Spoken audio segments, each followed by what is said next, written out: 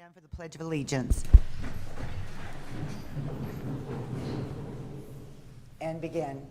I pledge allegiance to the flag of the United States of America and to the republic for which it stands, one nation, under God, indivisible, with liberty and justice for all. You may be seated. And Devin, when you're ready, the roll call, please. Councilmember Schickling? Here. Councilmember Lavelle? Here. Councilmember De La Rosa? Here. Mayor Pro Tem Ponce? Here. Mayor Marshall? Here. And for the record, Scott Campbell is joining by cell phone. Okay. Hi, Scott. Are there any announcements or written communications? I just have one announcement, and that's that it's a new year, and that means it's FPPC season. So if you haven't filled out your new FPPC filing, you need to do so before the deadline, which is April 1. Thank you. Department head reports. Good evening, Council. Bob Greenlaw, Public Works Director. Got a couple items tonight. The winter storms. The operation and maintenance crews responded over the continuing storms the last couple of weeks. Great precipitation numbers at the airport. We've had 5.63 inches for the first 16 days in January. That's quite phenomenal. So 9.04 inches for the season so far. Our normal for that time period from July to January is 6.92 inches. So you can see that this last piece of rainfall has really helped us.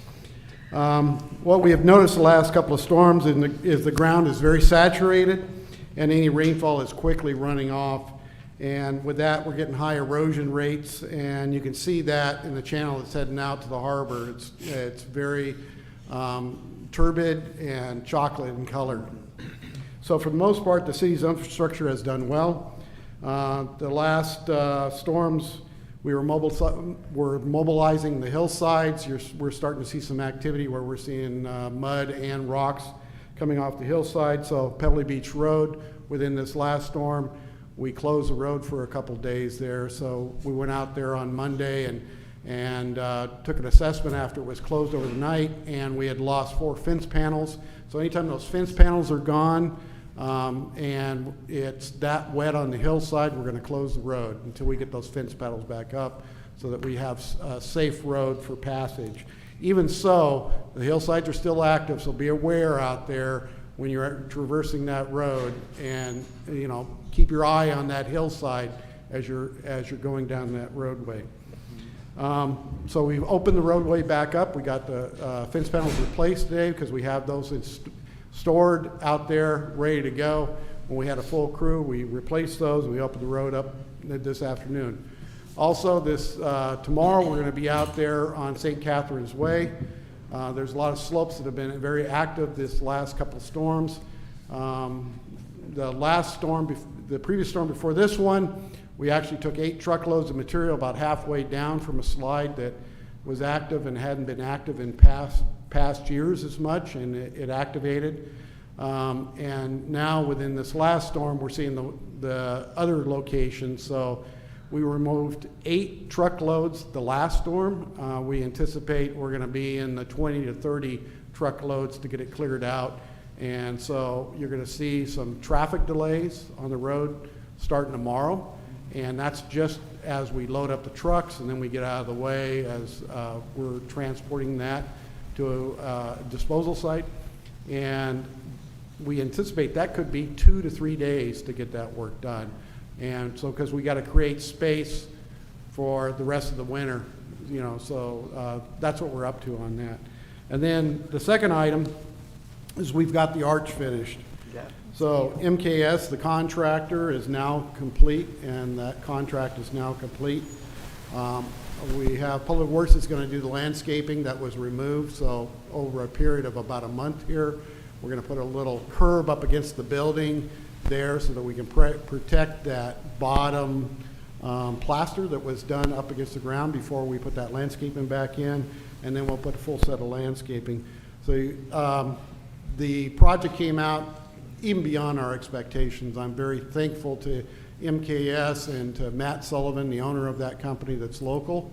and his crew, you know, for their professionalism, their diligence, you know, on that job. I'm going to make a full presentation on the next council meeting. I'm going to bring some photos in of what we saw because the public couldn't see what was happening behind the curtain.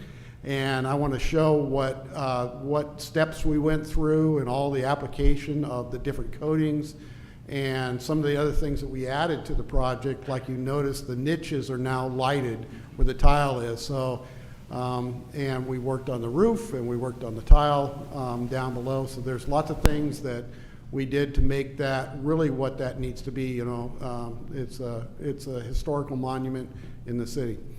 So, any questions for me? I do. By chance, do we have any communication with the island company on what they're doing to check maybe the back road for any possible erosion? So, as far as the erosion up at Wrigley, Yeah, you know, when we close our Pebble Beach Road, the Yeah, only so, other option would be the back road. what we did Monday with the island company, working with them, we brought a piece of equipment out, they brought a piece of equipment out, and we opened that up with them. They also, it was my understanding, they're going to be working on their drainage there. So they have some drains that are clogged, and so that's how they reacted and we reacted. There is some more debris up in the pet cemetery. So that same situation that caused the mud flow and the Valentine's Day event back about 4 years ago, we need to get back up in there. So we're talking to the island company, we're working with the island company, making sure that these drains are open, these roads are open. As we close Pebble Beach Road, we make sure that that road is open for 2-lane traffic, and that was our focus, to get that road open on Monday, first thing. So that's what we did. I don't know if that answers your question. That's good. Thank you, Bob. Okay. Thank you. Thanks, Bob. Yeah, and I just wanted to say that the arch does look fantastic. Very proud. Good evening, Madam Mayor, members of the City Council. Orncar Starfin Harbor Master. Since my last report, Tuesday, December 20th, Patrol moored 190 boats for a total of 2,441 nights. Patrol did 11 warnings or advisements of municipal code violations, assisted the sheriffs one time, did 62 public assist, which included requests for dewatering of vessels and or dinghies, did 247 security patrols of our facilities and surrounding waters. For you, I just have a short report. It's been pretty quiet. Great, thank you. Thank you. And everybody was safe. Okay, who's next?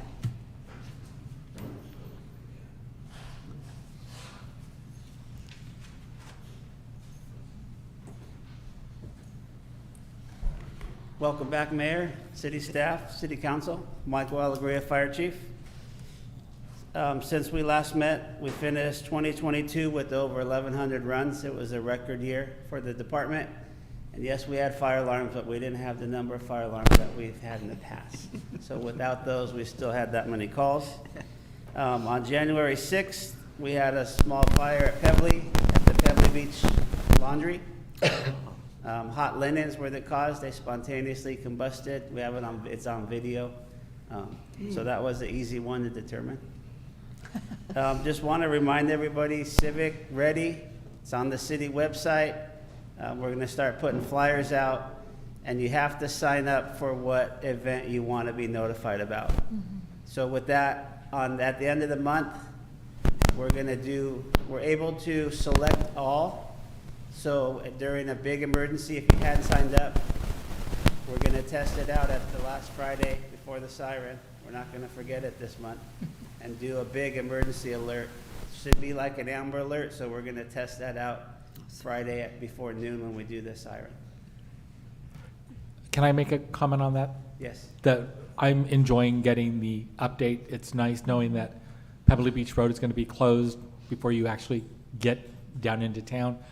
It's been amazing. I really like the program. Yeah, those are all under, I believe, Public Works, but then in an emergency, we're trying to limit the big emergency ones, so we're going to test that out at the end of the month.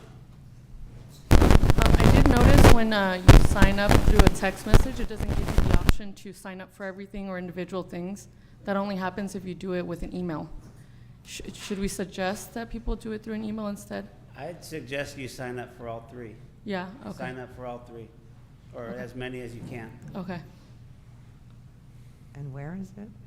It's on the city website if you go to how do I sign up for alerts and notifications. Okay, thank That's it. you. Thank you. Yeah. Thanks, Oh, Mike. got it. Good. Yeah. And there's 2 sections.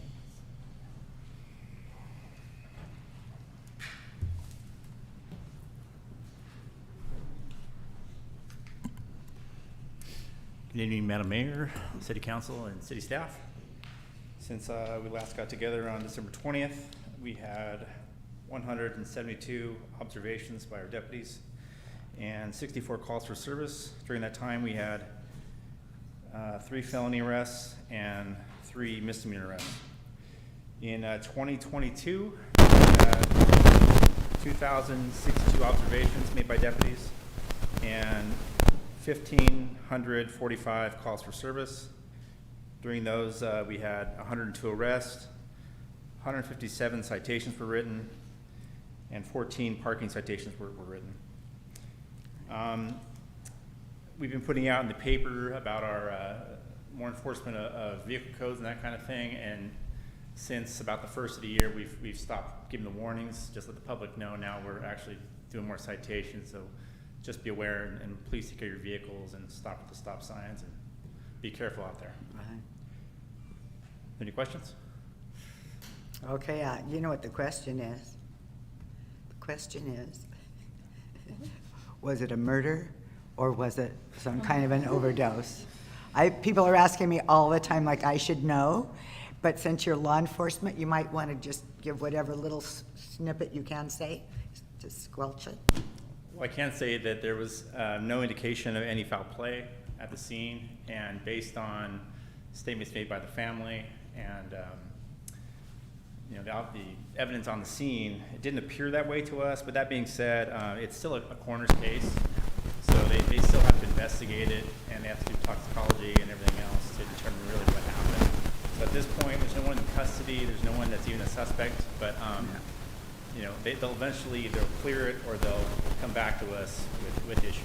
So up until we get something from the coroner's office, we really have nothing. Yeah, okay, thank you. Didn't mean to put you on the spot, but No problem. that was the big talk in town, and I was know. out of town. Yeah, I heard about the murder mystery for a couple weeks now. It's great. Any questions of the captain?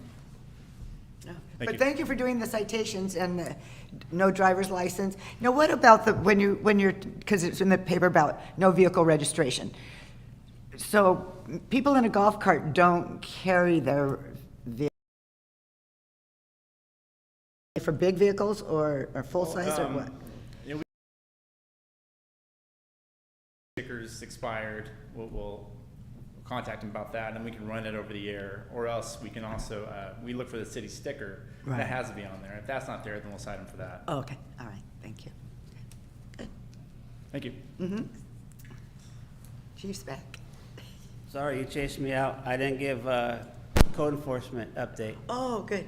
So in December, code wrote over 200 citations. That does not include verbal warnings.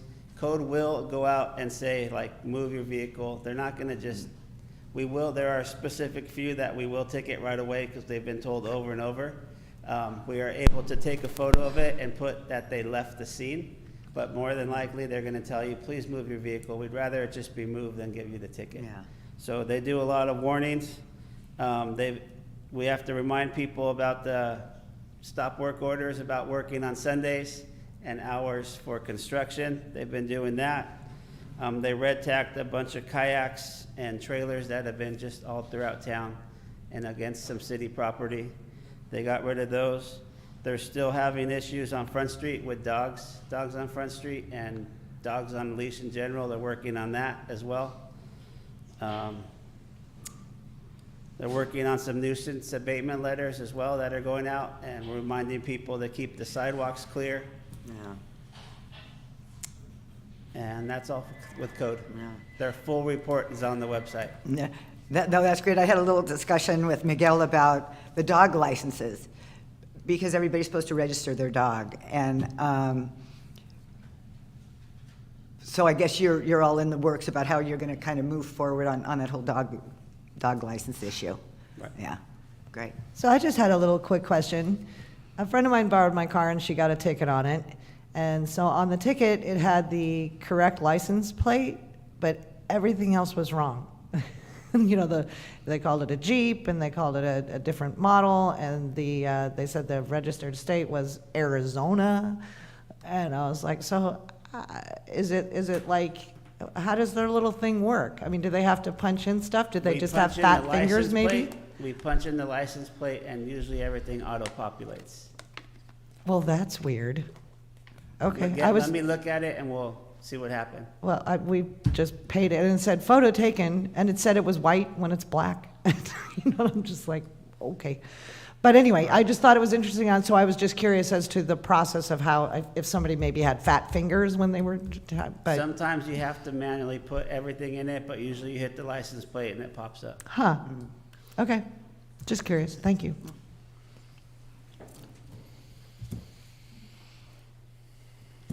Good evening, Council and Mayor.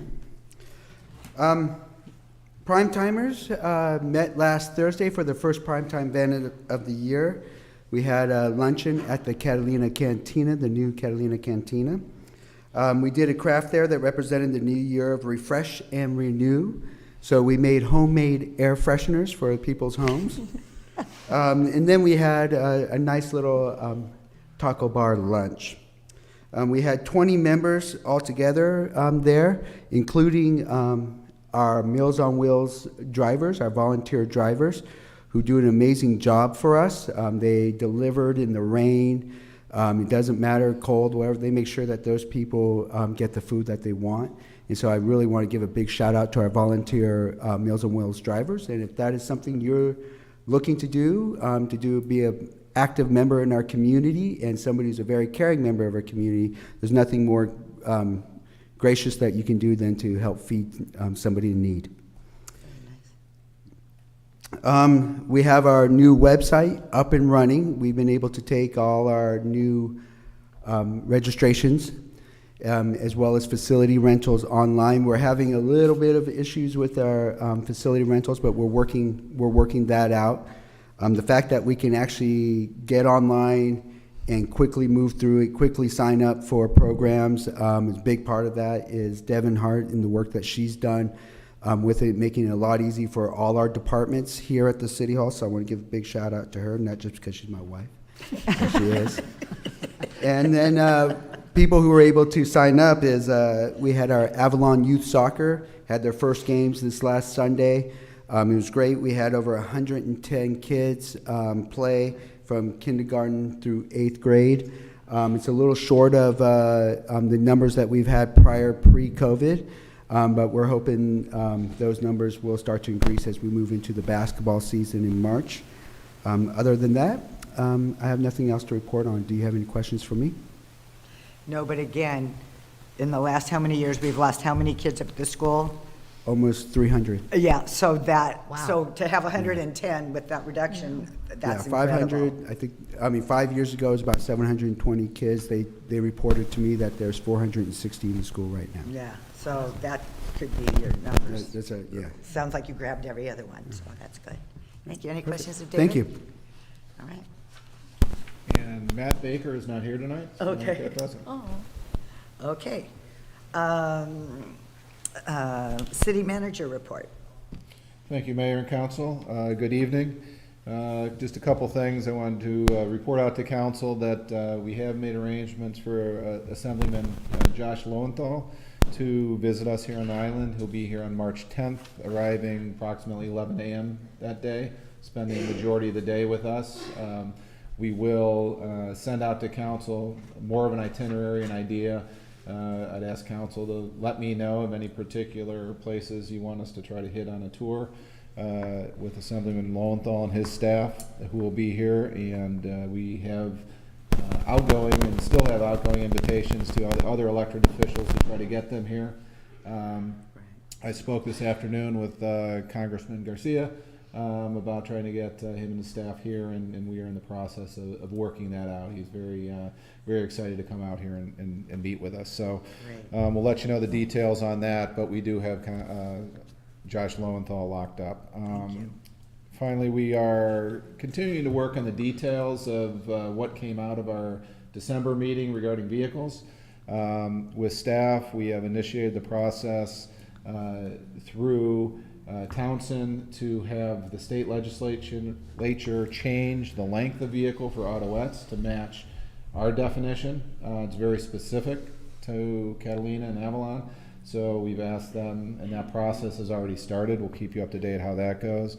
We are in the process of kind of putting pen to paper for the framework for an amnesty program.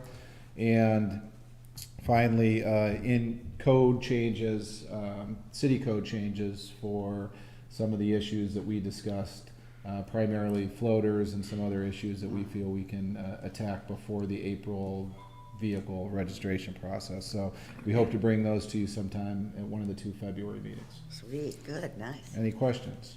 No, thank you. Yeah, real quick. I'm sorry. Once we do figure that out, is it okay for us to reach out to the DMV, see if we can get some extra days to help people with car registrations or amnesty program?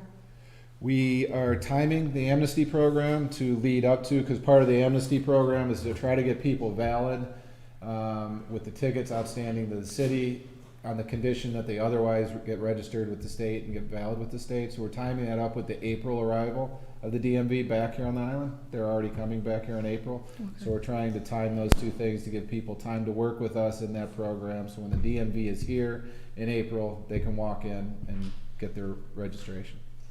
We would be in a position, if they comply with the program, to lift any holder that might be placed on the license as a result of tickets owed to the city. Okay, it just seems that every time they do come, the list just rounds out in less than a minute. So it'd be nice to just have extra spaces. Well, I can tell you when they were here in October, they were accepting all walk-ups too. Oh, okay. And everybody that walked in, I think, was able to get through. And it wasn't a long wait for walk-ins. They were Okay. moving very quickly. That's Yeah, encouraging. I was one of the recipients of walking in, and I remember went, we didn't make it to the list. it went so fast. Yeah, That's and I awesome. had several friends tell me as well that they were like, oh, I didn't know they were there, and then they went up there and they actually made it through, and there was 2 or 3 people. Oh, that's great. That's encouraging. Good. Okay. City Attorney, do you have anything to report? Nothing tonight, Mayor. Thank you. Okay, thank you. Council members? I'll go first because it's real quick.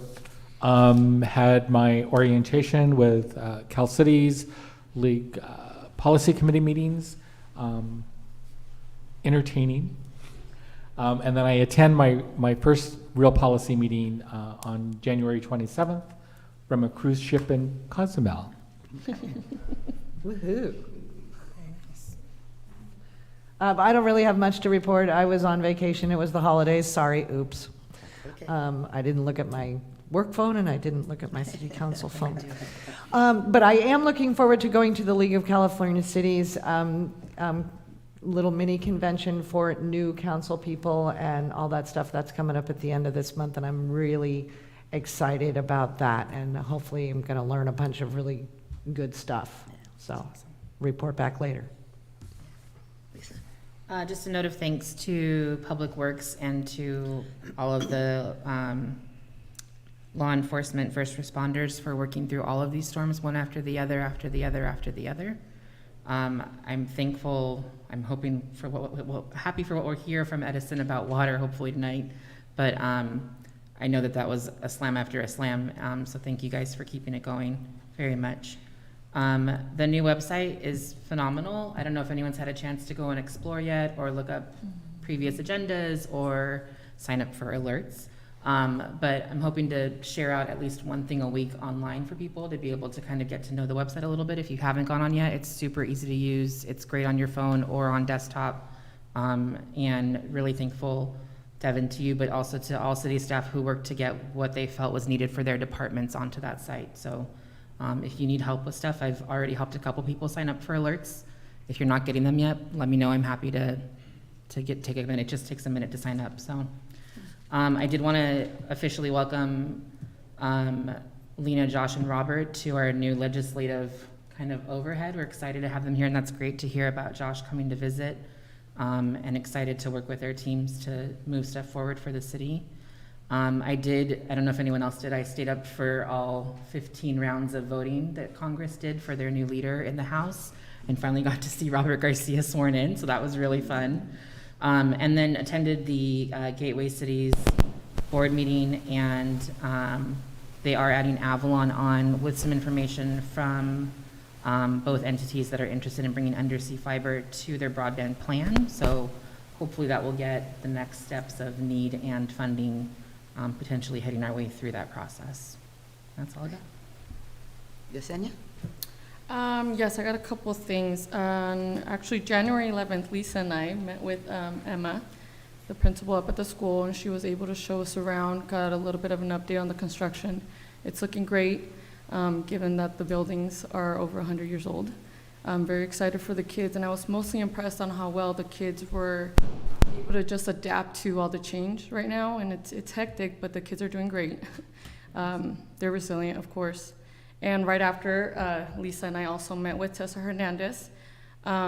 She is partnering up with Tarzana, and they are getting a couple services to the island, but they're kind of in the midst of organizing and making sure we have a good agenda or good hours for people to meet with them. So that's still in the works, and I did want to actually partner up Tessa with our department, our sheriff department, if they need a lot of help on that end. So I'll make sure to get you guys in an email so you can introduce each other. Also, I was selected by our California Contract Cities president, Jeff Wood. He's a council member in Lakewood. I'm going to serve and chair the nominating committee for the next slate of officers for California Contract Cities. And luckily enough, they'll come to the island and do that with me here, so I won't have to go to the mainland. And I will also be attending the League of California Cities on February 1st with Mary. Although it is for the newly elected, I feel like our first 2 years were overtaken with COVID, so I'm still going. And that's it for me. Okay, and I have nothing to report. We're going to move on to oral communication. This is an opportunity for people in the audience to speak on items that are not on the agenda. You will be limited to 2 minutes, and no action will be taken. Anything on your laptop there? No, ma'am. Okay. Hi, Jim. Hi. Good evening, Mayor, members of council. Jim Luchahan from Love Catalina Island. Just a couple of updates on our behalf. We will be hosting our first mixer of 2023 this Thursday evening.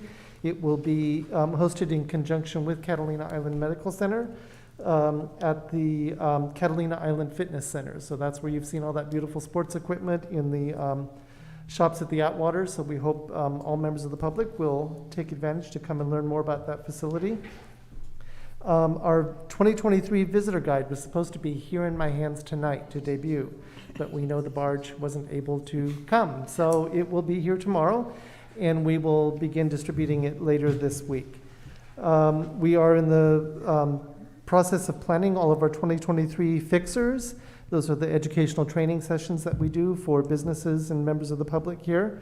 We're working on alcohol beverage control, Safe Serve, which is for food handlers, and a brand new program for us this year. We'll be working with Carnival Cruise Lines on ShoreX training, how to partner with cruise lines and how to package your product for shore excursion visitors to the island.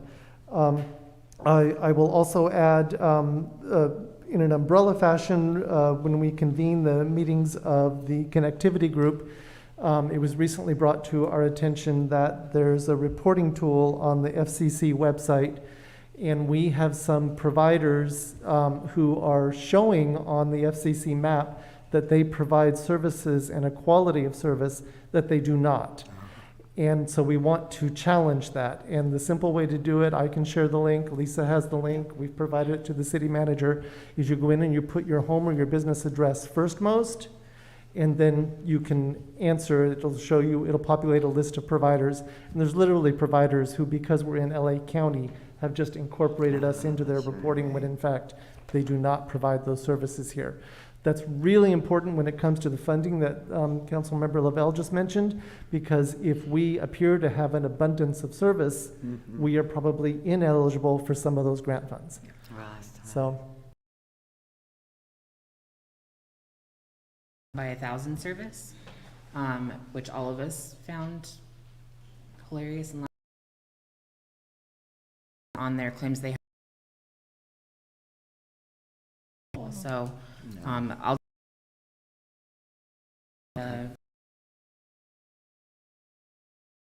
as many people as possible go on and edit that. Is there, that We would were help? talking about the need for that, so but having to go potentially through county instead of city to do that. So I'm gonna talk with Herlinda this week and see what we can figure out from there, but it's a pretty lengthy process, and it's one that would take a significant amount of staff time that we may not necessarily have. I do think that it's worthwhile doing, but I don't think it's the right time yet, and we'll figure that out, so, yeah. Wow. Bryce? Madam Mayor and members of the council, my name is Bryce Knoll. I'm the board chair of Love Catalina Island. As I said before, I will come up and talk for a couple minutes at least once a month, just to give people more information about what Love Catalina Island is. Jim has already given an update on what we're doing, so I'm going to talk to you guys a little bit about why the name Love Catalina. I've been asked several times. I actually did not really know the answer until I did some deeper digging. On June 10th of 2020, the new branding and logo were unveiled, but due to the pandemic being in full force at the time, it certainly impacted the release. We all had a lot on our minds. Most visitor-serving destinations around the world have engaged in branding as an overarching management of their marketing, PR, visitor experience, and planning. The predominant school of thought on branding in tourism is you are what the public says you are. The process for choosing the new name was rigorous. 60 island stakeholders were involved. Public surveys were conducted over a several-month period. In the end, the reality of our identity wasn't complicated. In the process of asking people why they came here, people simply stated, because I loved Catalina. As previously stated, I'm not a marketing expert, but when enough people tell you that, it's time to change your name. Catalina Island Chamber of Commerce and Visitors Bureau is both long-worded, and it is not reflective of the character of the organization. Chamber of Commerce focuses on connecting partner businesses, and while I myself will be hosting a mixer on Thursday, the predominant way that we spend our time and our money is on marketing the island, which is we are publicly mandated to do. We are a Visitors Bureau first and a Chamber of Commerce second. As such, we have changed our branding, which is very common with companies. None of you have probably heard of names like Jerry's Guide to the World Wide Web or Backrub, because they are now commonly known as Yahoo and Google. Jerry's Guide to the World Wide Web just doesn't quite roll off the tongue, and thinking of Google as Backrub is just unsettling.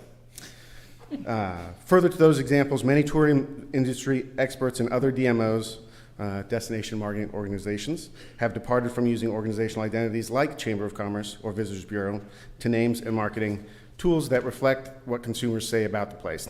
Just as these companies have transitioned out of long, lengthy, and uncomfortable names, we have done the same. Love Catalina is short, simple, and more accurately portrays what we do. And in 2 minutes. Thank you. Bryce, that was good. No, that was good. I went to that marketing meeting and I thought I think there were, anyway, I like the Love Catalina because it is so true. That's why we all are here. So anyway, thank you. That was good. All right. Any other oral communication? No? Okay, then we have 3 presentations this evening. The first one is Southern California Edison. That's my cue. Oh, good. I guess I gotta go. Bye. Guys, there's seats up front if you'd like to sit. Are you guys okay in the back? There's gonna be a few presentations, so I didn't know if you wanted to sit You for a guys want to moment. sit for a while?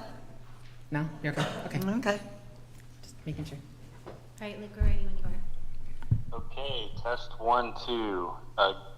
Good evening, Mayor, members of the council. This is Luke Shanner, Senior Advisor at Southern California Edison. A big thank you to Devin helping with this workaround as I experienced some IT issues.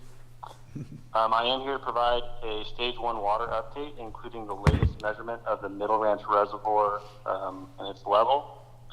I'm not seeing the latest information, but there's a slide presentation I'm following on YouTube.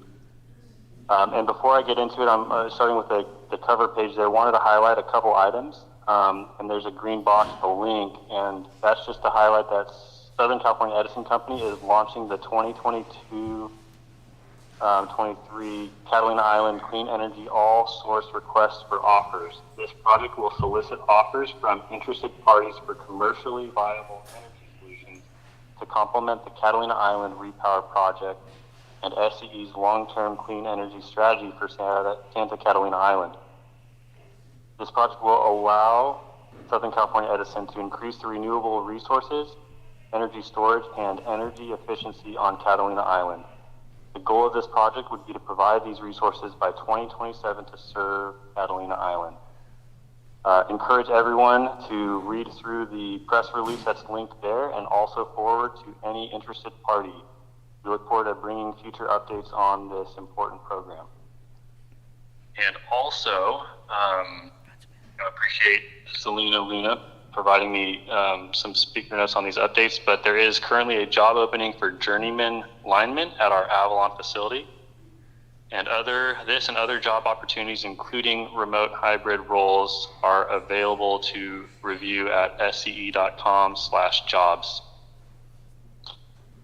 Okay, next slide there.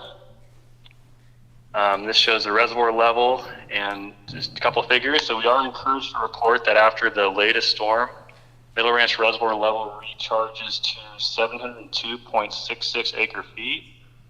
That's a capacity of 66.7%, and that is as of earlier today. When we did that recording, it was also observed that water continues to flow into the reservoir, so we do expect recharge and capacity to continue to increase, even without rainfall. We expect that'll continue for the coming weeks and months. We will be monitoring the recharge to prepare and file for a stage 1 exit accordingly. This is great news. I know there's a lot of challenges and discomfort with the storm, but we are excited to see that result in the reservoir and as for water supply increasing there on the island. Also noteworthy on the chart on the right, the December storms caused water demands to decrease even below 2021 levels. That's the first time that happened in 2022. And so even below the stage 1 baseline, which we had calibrated based on the increase in water demands we had been observing before. So after these 5 full months of stage 1, we calculate 8.5 acre feet of lower water demands, all of that coming in December, attributed to that weather and those storms. If there's no questions, we could proceed to the next slide, and just a minute could cover our next steps.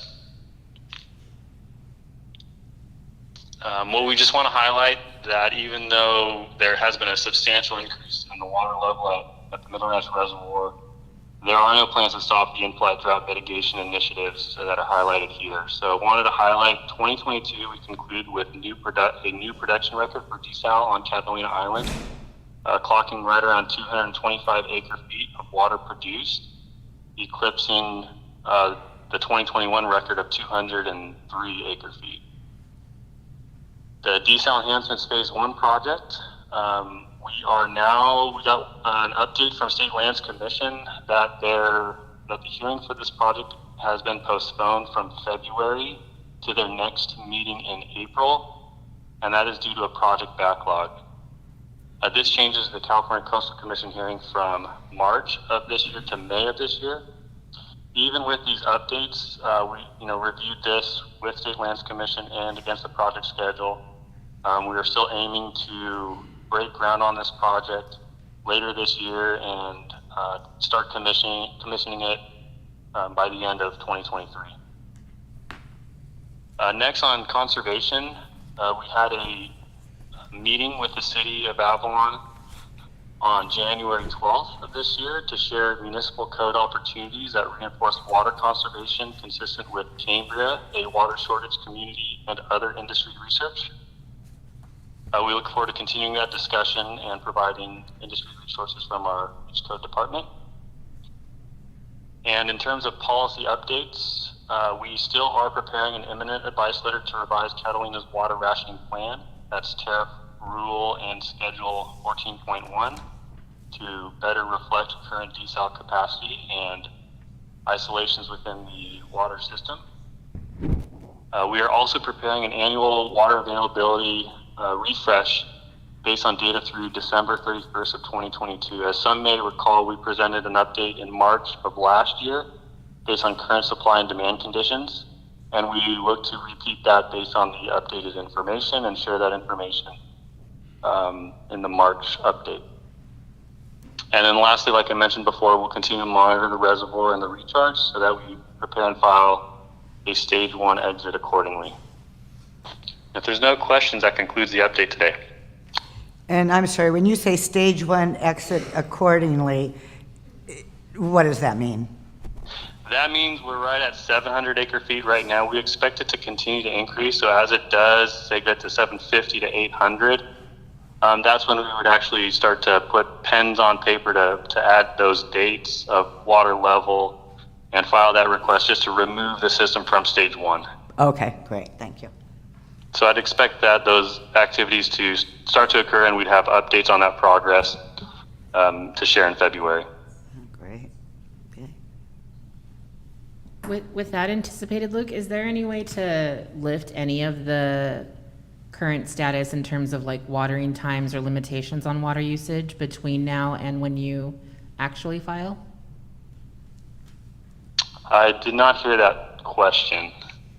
If you could repeat it. Sure, sorry. Is this a little better? I did hear that, yep. So with regard to planning for stage 1 exit and anticipated increase in water level, would it be possible to lift some of the requirements of the current stage 1, including watering times and or limitations of use of water, prior to you actually filing the exit for the stage 1? I believe that would be consistent with how things have been handled in the past. The time it takes to process and file that letter, we don't anticipate doing active enforcement or anything like that. So there is some relief on those requirements given the present condition. Okay, thank you. Is that it, sir?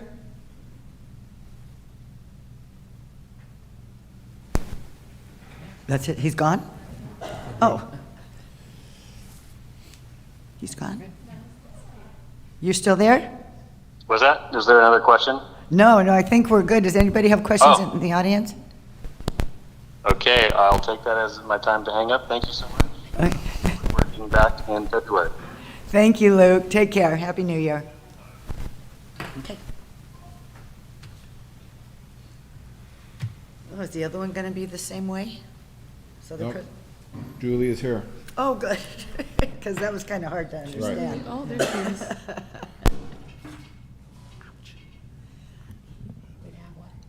They're gonna cue me up.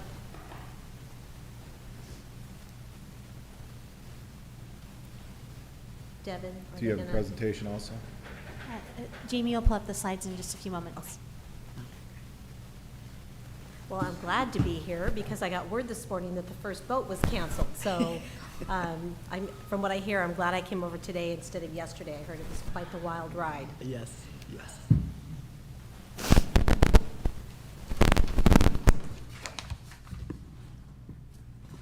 Well, and the good thing is, Julie, that you're here is, most of the people that are in the audience today are never here. So these are folks that will be able to hear what's going on I'm excited. and can spread the news and that kind of thing. So Thank it's you. nice to have a full house. And that's really the point, as they're preparing this, that's really the point of me being here. I'm going to try to come monthly, as long as you don't have other business that obviously I can be pushed back, but really just to continue to educate what we're seeing, what the next steps are. So anyway, with that, we'll jump right in. So again, Julie Beretta, Avalon Environmental, just here to give some more updates on recycling and organics programs. Thank you.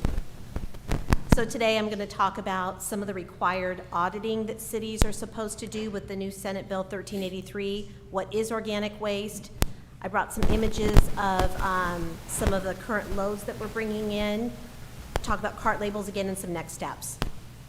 So jumping right into it, so part of this new legislation requires cities to annually audit every route for residential and commercial and do random sampling annually. So Avalon Environmental is going to do, is going to do those audits on behalf of the city. And so really, to bring this to layman's terms and not make it too technical, we refer to it as lid flipping. So we will be flipping lids, looking at cans to see if the right material is placed in the right can. While auditing, if we come across that there's something that's in the trash that should be in the recycle or the organics or vice versa, we'll leave a tag and also distribute the flyers that we created in English and Spanish that says what goes where. None of this is about gotcha, you're doing it wrong. It's to help educate folks on what they have. If while doing the audits we realize that they don't have the proper containers, and that could be why the material is in the wrong container, we'll also reach out and have that conversation as well. The plan is to start these audits, and again, more of a public service announcement, so I'm glad there's so many folks. If you see people with vests on that say Avalon Environmental or CRNR, that is us. We're your friendly trash people, and again, we're only doing this because the state says we have to. So again, part of the process as well, and I just have a couple images. Avalon Environmental, CRNR is the parent company. We have developed our own app. So the app, the auditors will have on their phone, including myself. I'll be one of them as I'm training some of the new folks that have never been to the island before, so they understand. We have an app that's on our phone referred to as Audit Buddy, but it's also able to tie to every address in the city. So they can pull the address up, they can check the boxes. If they take a photo, which again, the state requires it, if they take a photo, it's uploaded in our billing system. We don't bill residents individually, but we still keep data in our system. So should the state ask the city for any reports saying, hey, we need to see what kind of audits you did, how many random audits did you conduct, what did you find, we can pull that data and supply it to the city so they then can give it to Cal Recycle. And again, for the folks that are here, maybe for the first time, that Cal Recycle is the state legislative agency that oversees the recycling statewide. So what is organic waste? So this is new. Last month I was here and I talked about everything that goes in the recycle cart, so I thought I'd bring some pictures and talk about what goes in the organics cart, talking from the kitchen first. Produce, vegetables, meats, fish, breads. I mean, this could be anything in your drawer that could be lunch meats, cheeses, if it goes bad. Of course, leftover food scraps, anything that comes off your plate. Some of the newer things with this legislation that now is considered organics is tea bags and coffee filters. So I know that Councilmember Schickling, I think last meeting, asked about the Keurig cups. Unfortunately, the Keurig cup is not compostable. That goes in the trash, but if you're doing old-fashioned coffee filters, the coffee, the grinds with the filter all in can go into the organics cart or pail. And then food soiled paper. And I tried to pull the right pictures because this is the tricky one. Yeah. Paper plates, old-fashioned paper plates that are floppy, they're not real durable. Those are okay with soiled food left on them. The container on the left, I showed us a to-go container. So if it's a paper to-go container that you use, that can go into the organics, but if it's styrofoam, that has to go into the trash. And then again, the infamous pizza box. At one time, it was allowed to go in the recycling container, and then recycling law said, no, it's dirty because of the grease, that goes in the trash. Well, now that's considered food soil paper, and that goes into the organics container. That's a big one. So these are just some examples I want to pull. I didn't pull a picture of fish, but just to be clear, fish is also included, so any fish scraps also go into the organics. And then from the yard, I know not a lot of folks in Avalon have yards, but those that do, if you have any grass clippings or any tree trimmings or trimming bushes, flowers, weeds, any leaves that you may have, if you were to get, there's a beautiful bouquet of flowers right here on the dais. So when those unfortunately live their life, those can go into an organics container. And I thought I'd just put this on there for the point of it.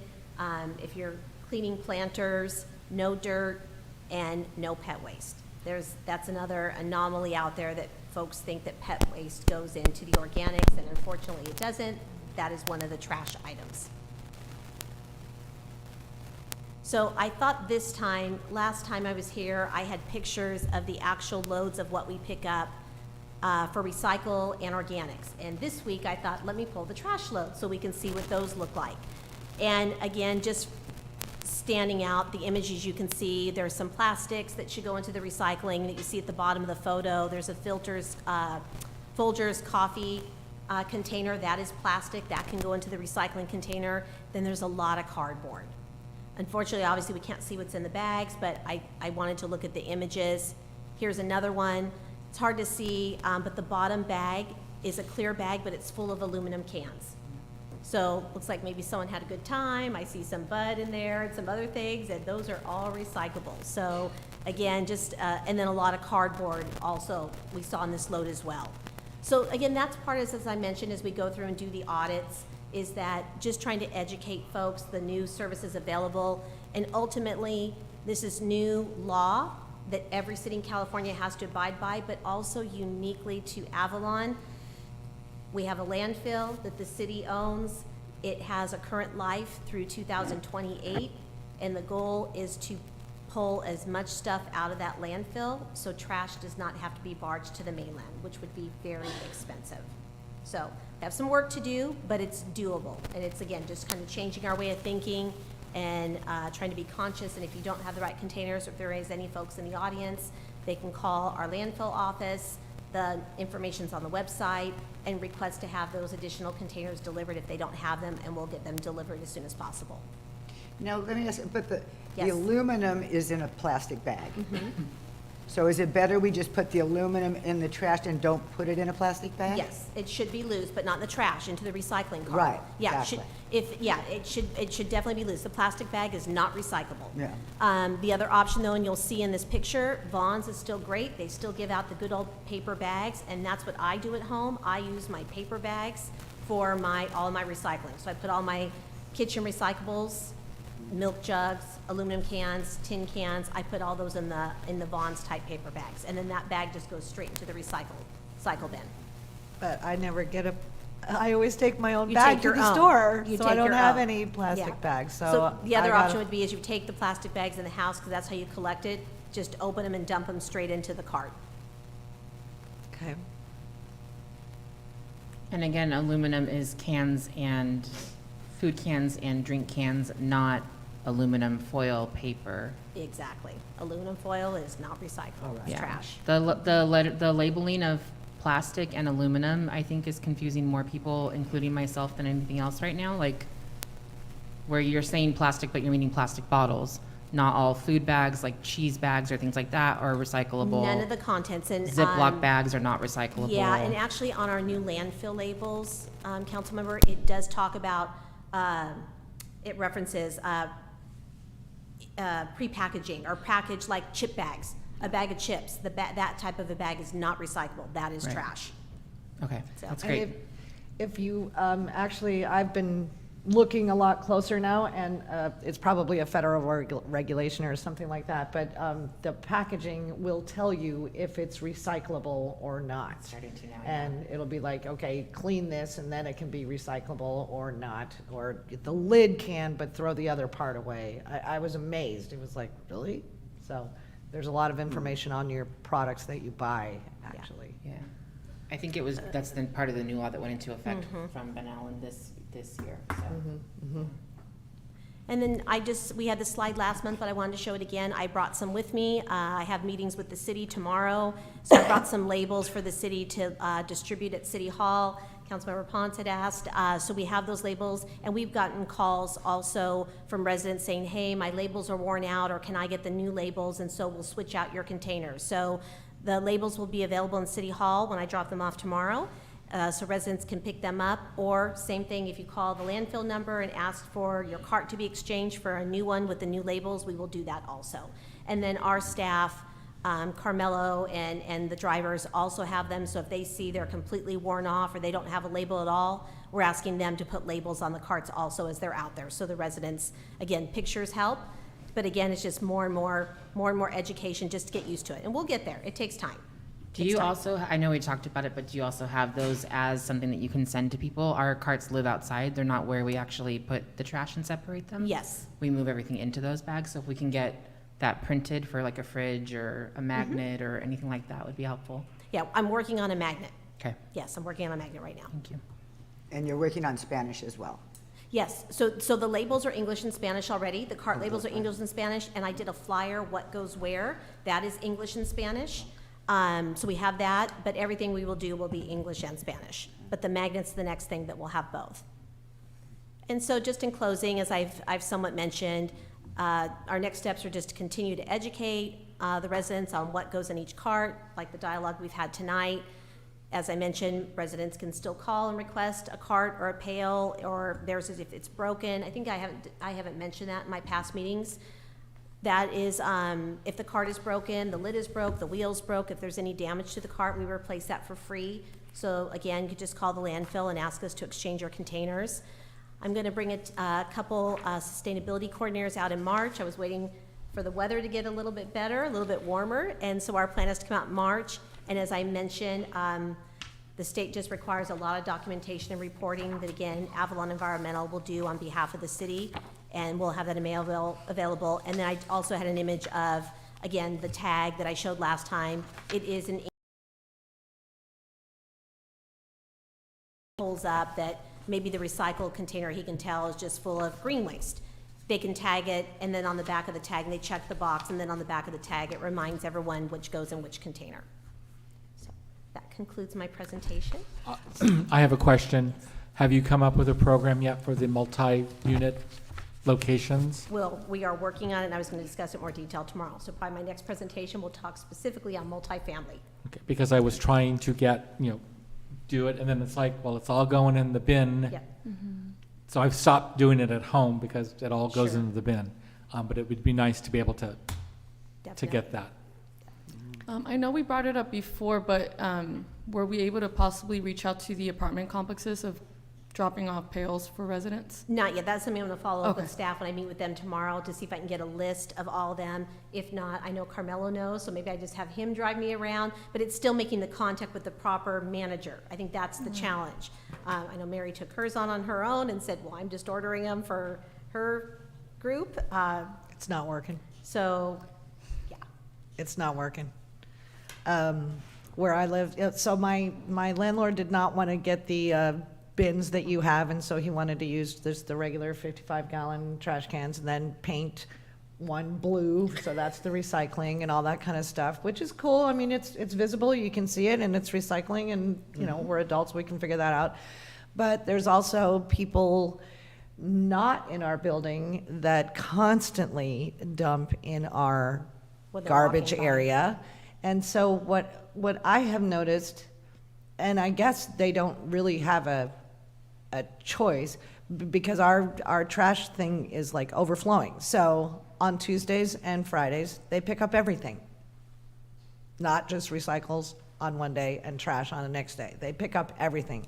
So that picture you showed me could very well come, a lot of it could come from where I live and other places like that, because it's just, there's just how are they going to pick through and go, oh, this one's recycle and that one is. So they just dump everything in there. And then, I'm sorry to say this, but Leslie Warner brought up the fact that they were just dumping the organics into non-recyclable bags, and you said that they were compostable. I have a picture that they're not. Okay, I'll address that with them when I'm there tomorrow. And was that through your efforts, or was that for Vaughn's, who put those 3 bins in front of Vaughn's, the recyclable, the organics, and the trash? Whose was it at? They called Carmelo, so we delivered them. So I know that people have been using them. We had I had that conversation with Denise and Dave last Monday. I think we had And that they're conversation. totally misused. There was a week that they didn't pick up my compostables in my little thing, so I take my little bag of compostables to Vaughn's and put them in, and I don't know that they appreciate that I'm taking it there, but you look in those trash cans and there's everything in there, and everyone's it's very walking by and just frustrating using them. very frustrating for y'all, I'm sure. Yeah. Yeah. So, yeah, that was another thing. I'm curious, and you continue to educate the residents. How can we? Because it just doesn't, because I still have people saying, what? You can get a new cart? What? The organics? What? I mean, tons of people don't know about the change and how to go about it. And So my hope is to utilize your website a little bit better. So as Councilmember Lavelle was mentioning, I did go on I think Friday, because I thought, oh, Dave had been mentioning that the website was going to go live, so I did go in there and look, but I'm hoping there's maybe some opportunity for some more stuff. I don't know if there's an option that we can do that says, if you want information on recycling programs in the city, but I think utilizing the website could be an option, or pop-up boxes on the homepage, on the landing page that says if you want more information, click here, that would take you to the page dedicated on the website. So I think we need to use that, but like I said, that's where I reach out to you also. I know we're gonna have a conversation to share ideas on what you think is the best way to get the word out. Do you think it's possible to have a few days where you're sitting in front of Vons and explaining things in English and Spanish, because that's where they're getting most of their stuff? Definitely can do and that. Everybody goes to Vons. I can meet with the manager. I've met with him several times. I mean, that's an option. I could do that on the weekend if that's, I don't know if that's the best day you would recommend to do it. Or if you can, we have people that want to volunteer to help with Sure. that, I think that would be good, because maybe for them to be talked to, like somebody they know to explain it to, you know. Yeah. I mean, I'd be willing to help. We need to figure out something for Yeah. sure. I mean, And I like Fox is those a nice way, ideas. but it's also hit and miss. I feel like, honestly, to do a full education campaign, there needs to be education at their location. It will help you understand and the team understand what the limitations are for people, especially that can't have 3 cans. And if we look at even adding on, I would like us to look at adding on the ability to do closed recycling after this next round of contracts. Nobody has room for a 4th can anywhere, so looking at that, they're not gonna, unless they understand that you know what they're looking for and need help with, I don't know that that's necessarily even gonna be enough to get people on board all the way. And if I can touch on the closed recycling, so, and that's something that I'll talk to Dave about. It's the same thing on the mainland. There, we have a couple contracts where we'll advertise and do a designated day that says if you have clothes you want to donate, put them in a bag on top of your existing trash cans, and we'll keep those separate, and then we'll bring them back, and like I said, we'll do the collection. But Yeah. that's how we do it on the mainland, because it's the same thing. We don't have, good. no one wants an extra truck on Yeah. their street. They don't want an extra cart. So we do these, you know, it's a lot of outreach to say, okay, on this day, we're going to be coming through and picking any clothes that you want to donate. I think if we could do that even twice a year, like we used to do the large item pickup, people knew when those dates were, you knew exactly when they were coming, it made sense. Yeah. But I think, you know, it's still, if we're expecting people to go to a place to get the information right now, I don't know that it's to that point yet, because not everyone is talking about it and doing it. I thought maybe by you guys not picking up trash at certain locations, people would understand the need to make changes. But if they're also waiting for a landlord who doesn't live here to do that for them, that's not necessarily happening. I know when we tried to get our cans, they were actually like, oh, your address doesn't match what is shown in our system, which is a lot of people's issue too. So it's just, I feel like there still needs to be more in the way of education that isn't happening quite yet. So I know you guys are working on it, and I appreciate that. Yeah, there's a learning curve, but, Yeah. and by the way, I got reusable Keurig things. Oh, So I just awesome. put coffee grounds in it and, you know, so there you go. And we are ahead of the ballgame, because I just heard on the news tonight that Los Angeles is now talking about this organic thing. So we're months ahead. And it's not easy. It takes time. None of this happens overnight. Yeah. It'll take a couple years, really, before everyone Yeah. that kind of gets the swing of it. Yeah, All okay. right, thank you very much. Any questions on your laptop? No? Questions from the audience? Jim? Please. So not so much a question, it's just a recommendation for further educating the community. If you haven't already considered, maybe doing a presentation at Avalon School, like an assembly on recycling. Yeah. There's a lot of service clubs here. We have Rotary, we have Friends of the Library, we have Lions, always looking for presenters, something like that. And then I'll offer up lovecatalina.com. We have a Care for Catalina landing page. We've got the old recycling information on there, so you've planted a seed that I need to revisit that, but let's do it together to get that. And then the final thing I'd say, we have 2 in particular, but a handful of smaller vacation rental companies, and I can help connect you with all of them, because I have a feeling that's a big misstep in the process, because their renters don't necessarily know what we are expecting them to do, so. Good, Jim, thank you. Yeah. Thank you. Okay, thank you very much. All righty, we have a third presentation. Welcome Jason Paré to the podium.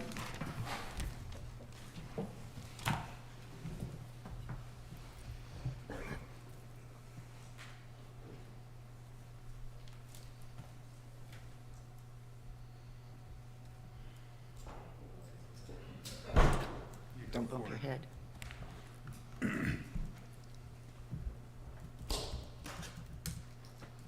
So how many of you here are either are on the hospital board or hospital employees? Raise your hands. 5, 6.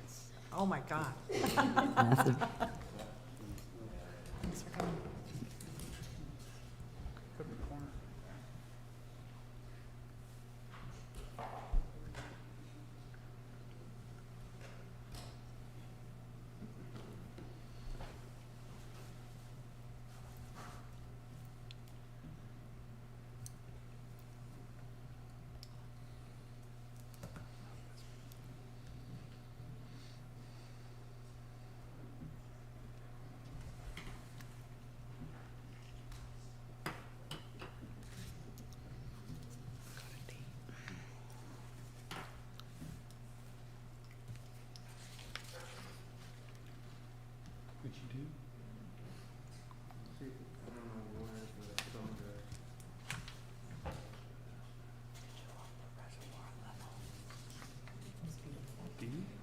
Mentioned it earlier today. Somebody said hay press is full up to the play equipment. Yeah. Well, and even with that, it's starting to flood in a little bit after the play. Yeah. Love it. Yes, yes, yes.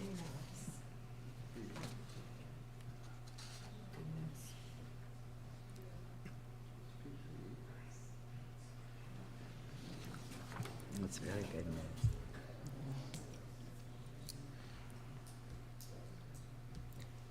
Yeah, super encouraging. I don't think that works. Wouldn't it be D? Wouldn't it be the D drive? Didn't he put a thumb drive in there? I think so.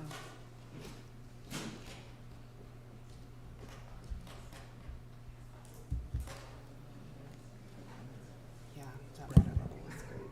Yeah. And then I saw Jimmy and Johnny posted some video. I was like, "It's water going over this way." Yes. I know a lot of people realize so is it still in the zone? I'm like, no, not yet. Is it what? Just, you just went bam. I know, it's crazy good. We're just up here chatting about the water and how excited we are with the reservoir. I know, my web toes are tingling. You know, because I'm from Seattle. I'm used to rain, and I miss it.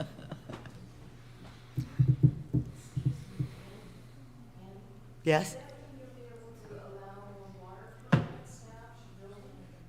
Well, that would be a question for Edison, for sure. I'm sure that's something they're not going, with all these advice letters and everything they do, I think that kind of helps decide what? Oh, never mind. Well, never mind. So we'll hold that for, we'll hold it for another day, even though Mary knows about water and could answer the question. You can email me at work. I can answer those questions at work, and my work is mary.schickling@sce.com. Thanks, Michael. I don't It's want two different anyone getting in hats. trouble. No, I know. Yeah, I won't get in trouble. I don't want to get in trouble. I was eating some. No, you want another one? Oh, how about a 5-minute break? 5-minute stretch, anyone? Unless you're ready. You ready? No. Oh. It'll just be a minute. Oh, then a 1-minute break. Jamie broke it? Jamie broke it. Jamie. For those of you that are new to the building, the restrooms are just right over here. Yeah, up this hallway. You make it sound like they've never been to you.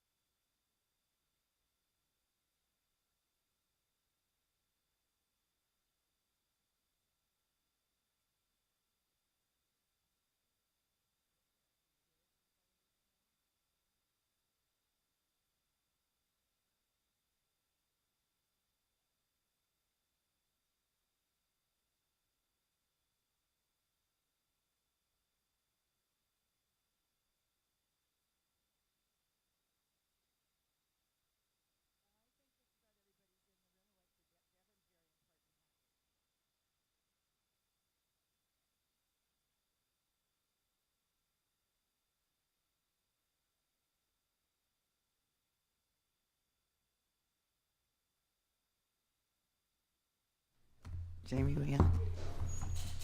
Okay, and we're back on the air. Good evening, Madam Mayor and City Council. I just want to kind of give you a little update on what we're doing at the hospital.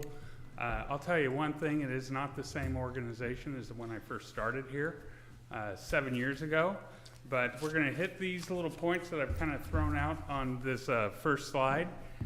Firstly, a number of months ago, we started doing some strategic planning. We had a lot of community members. Actually, the individuals that helped us put on the facilitators that helped us put on the strategic planning said that they'd never gone to a place where they had to do so many interviews because we had so many people participate, from community members to board members to employees to city council members. We spent the first day, or evening I should say, with a big presentation from healthcare industry experts that kind of laid down the grounds of where healthcare is going and how we need to prepare ourselves for the next 10, 20 years. So we came up with a strategic plan with the input from everybody, and these are the things that we are going to be, of course, we're always focusing on quality of care. We want to grow and expand services. Lately, even myself, I've been having to go over town for some health care. It is a pain. Yeah. And so let's bring as much health care over here so people do not have to travel to get health care, especially those that have to go on a regular basis. Focus on building the new hospital. We want to be the employer of choice in Avalon, and we will be focused on that. Develop new revenue streams, because if you're not growing in healthcare, costs always escalate and reimbursement always goes down. And one of the things that was a resounding theme from everybody that spoke to us in the focus groups was, yes, we do need to explore an affiliation with a larger system so that we can get economies of scale, have the same focus. But the one thing that everybody really wanted was, let's maintain local control. One of the things that we are going to be doing, we plan on having a community meeting. I have found a dialysis expert. We are going to have him come out February 8th and 9th. We would love to have those that are interested in dialysis, that have family members that want dialysis, that want to live on the island, so that we can quantify how many different people are getting dialysis. And also, there are different types of dialysis that we need to better understand. We need to, and then with all this information, we will do a feasibility study that will look at the necessary space to do a dialysis center. Most people, they go into a dialysis center, they see the pumps and everything, but they don't see the back office, which is absolutely enormous with the amount of pipes and water, and because dialysis does use a considerable amount of water, the impact on the emergency department, because you have to have a nephrologist, and the nephrologist doesn't necessarily come out. And when when something goes wrong with a dialysis patient and that patient shows up at the emergency department, our emergency physicians aren't necessarily the experts in dialysis or nephrology. And so we have to look at all these things and see what the total impact will be before we decide whether this is something that we need to pursue or desire to pursue as a community. One of the other things that we're focused on as part of our strategic plan is physician recruitment. I'd like to point out our current medical staff. We have Dr. McGordy, who is actually in the Ukraine right now, helping train Ukrainians on how to treat the wounded. We have Dr. Warren will be here next week. And also, we've got our beloved doctor, Dr. Kevin Hutton here, that is covering while Dr. McGordy is away. Santa Dominguez as our nurse practitioner. And we've added 2 new individuals. We have, she goes by the name of Gigi. She's a nurse practitioner, but she's focused in psychiatry. So, we used to do psychiatry, all telemedicine. Now we actually have somebody here that understands the specialty and can help prescribe those and build a better relationship with the patient. And we also have Dr. Bjornson, who is a psychologist. Physicians generally treat the acute situation, the problem, and hopefully we can partner. What we want to do is partner all three of them together, because psychologists do not prescribe, but treat the behaviors that are causing the acute situations for some patients. As part of our strategic plan, and these are kind of in order. We need to get more visiting physicians coming to the community. We need pain management, which deals a lot with opioids, endocrinology, orthopedics, and on. And so we will be focused on trying to get those specialties coming to the islands, because they are the most used specialties that we ship people, that we refer to people to other organizations to be taken care of here. We are just at the beginnings. We do this every 3 years. It is an IRS requirement, but it's also very good to know, and we're doing it with a different company this year, a community health needs assessment, where we look at everything in our community from, how many individuals are getting this disease. So I'll tell you, from our last community needs assessment, our number one problem was diabetes, and that is our number one threat. And so we will, from the community needs assessment with our strategic plan, it'll help us to figure out what programs we need to better develop to help treat those things, so that we have fewer ill people in our community. And so we will be reaching out to community members, and there will be surveys and there will be interviews to better understand what the community sees as the needs. And also they interviewed the physicians, the board members, everybody in the world, to come up with a report, and you will be able to find that on our website, and we will be more than willing to talk about it with the City Council. We continue to march on with the new facility. We finished our market needs. We are in the process of developing a book that will then go to the USDA for pre-approval to proceed with obtaining a loan from them. It looks at all the services, the design, the location, everything that you could think with building a hospital. Right now, I'm dealing with the layout of the departments and what departments we're going to have in the organization. And this is kind of our timeline, but we're going to go as fast as we can to get it done long before 2030. Wellness Center, it is coming soon. We're excited about this for the community, as seen as the diabetes is one of our biggest, and being overweight is a large contributor to that. We want to help individuals lose weight, and we will be working with that. We should be opening around late February. It's exciting for us to get that up and running.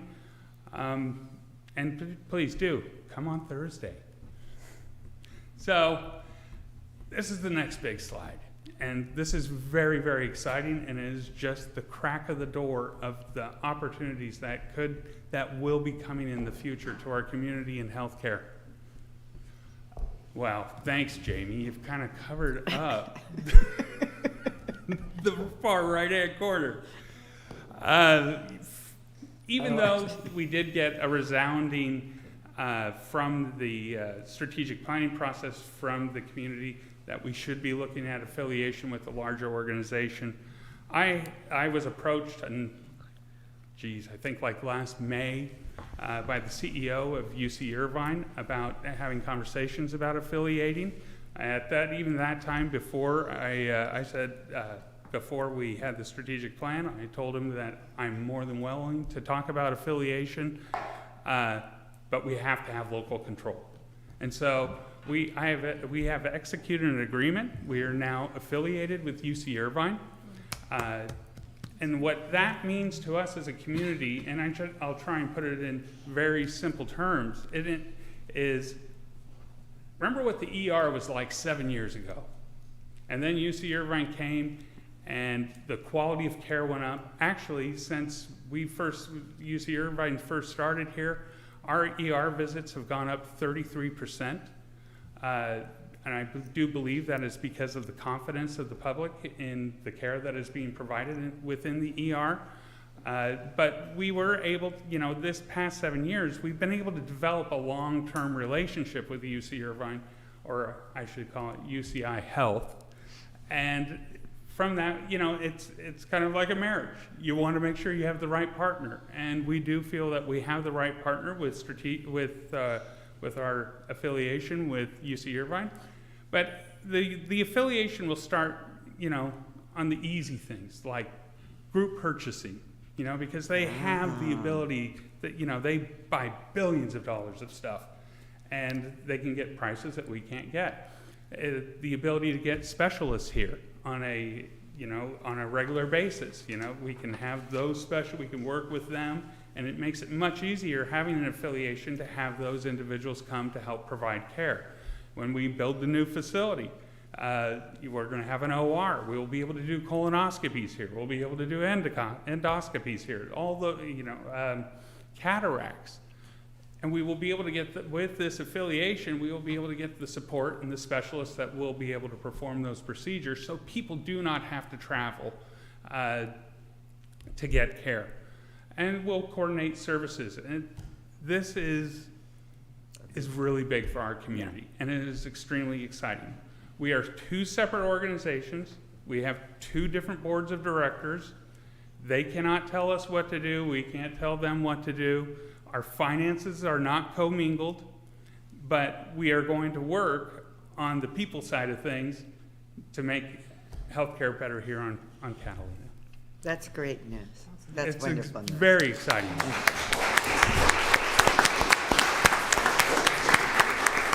And I would say, the one thing that is going to come from this sooner than within our agreement is a co-branding. So you will be seeing a change to our name somehow, whether it be Catalina Island Medical Center, a UCI Health affiliate, or something of that sort. So we're excited. But the one other thing, and I just threw this up there a few minutes ago, and everybody should be so proud of our staff. Way to go. Well, I would say that we were awarded an award from Press Ganey.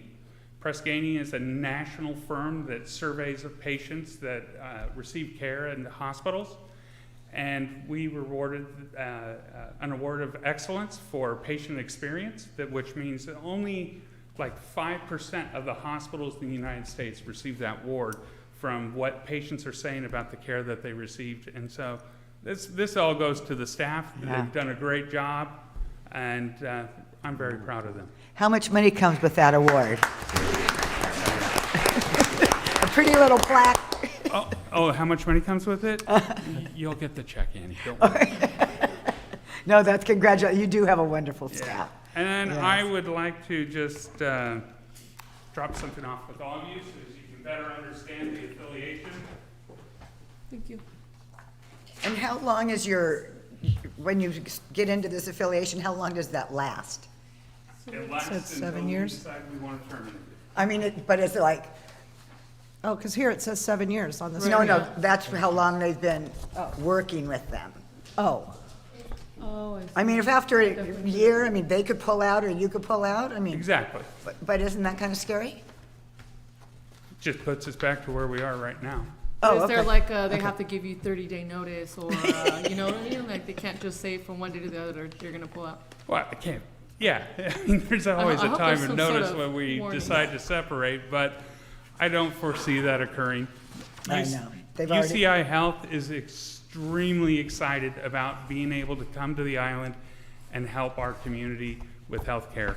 I can't, I'm extremely excited, but it seems as though the CEO and the Chief Strategy Officer and the CFO of UC Irvine are even more excited than we are. And so that really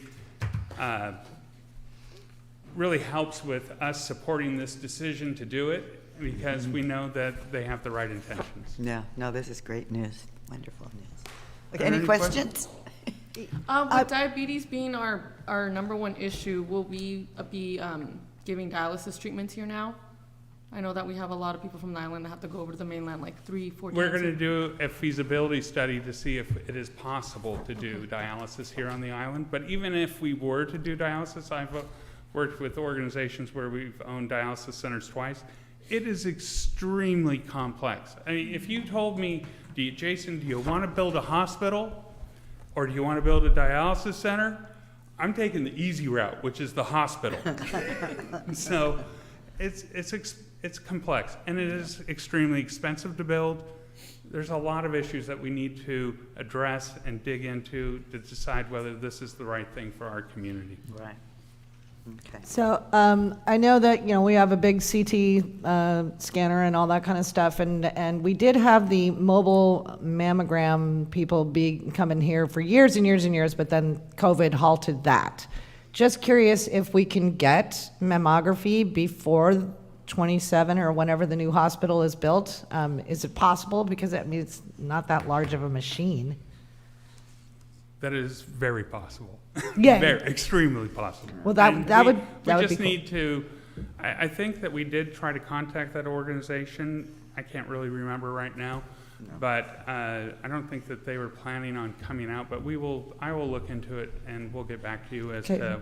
Okay, so, what. because the preventative ones, I think, are a lot easier to do, like colonoscopies too, so it would have to be a visiting doctor, Right. I understand that, and all of that kind of stuff, but that would be nice to have that here on the island as well. But I was really excited about, I was really onto the idea of dialysis and chemotherapy. But I've done some research and I've talked to doctors and nurses, not just here, but in other hospitals, and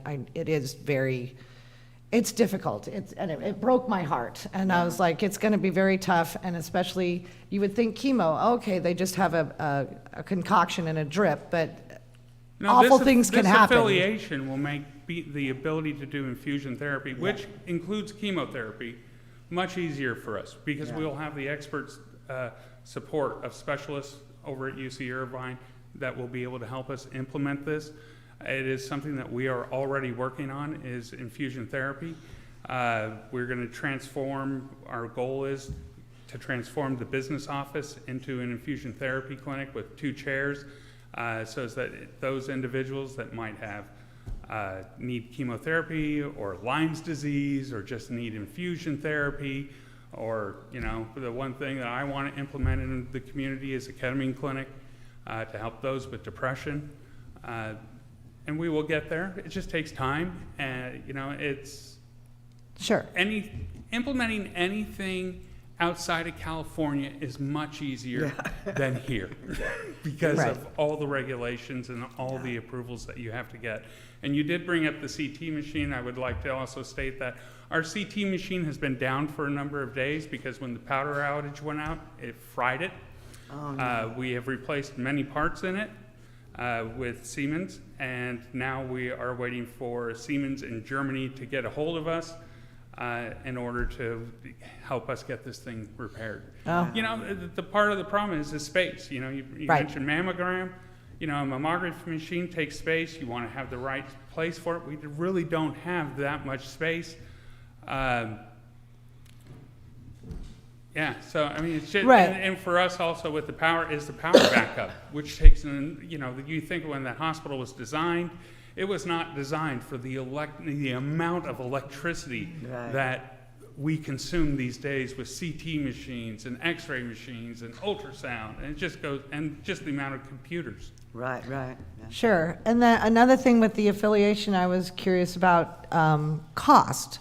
Are we going to be able to spread out some of the costs? Like, I know that when you get blood work done here, it's an arm and a leg, not just the blood, but but it's pretty darned expensive to get your labs done here. So would we be able to work with UCI and just send, if you had just your basic annual blood drawn and all that kind of stuff, so instead of costing $1,500, can it cost like maybe 75? Well, our rates are very similar to UC Irvine's rates. It's when you start comparing to the LabCorps and the Quests that the cost differential occurs. But that's because they're doing 40,000 CBCs in one day, whereas we're doing 5. And I still have to staff that lab 24/7. And so, why do you prefer to have our lab do it instead of sending it to Quest? Because we need to get the answers rapidly. But we if it's send it just to a- Quest, it's 3-4 days. But if it's just an annual physical blood test thing, do you send those Well, out? Now that the pandemic is winding down, we will be doing what we used to do, the community health fair again down the road. Uh-huh. And we were doing that back then. Oh, right, I know, because I used to go all the time and do that.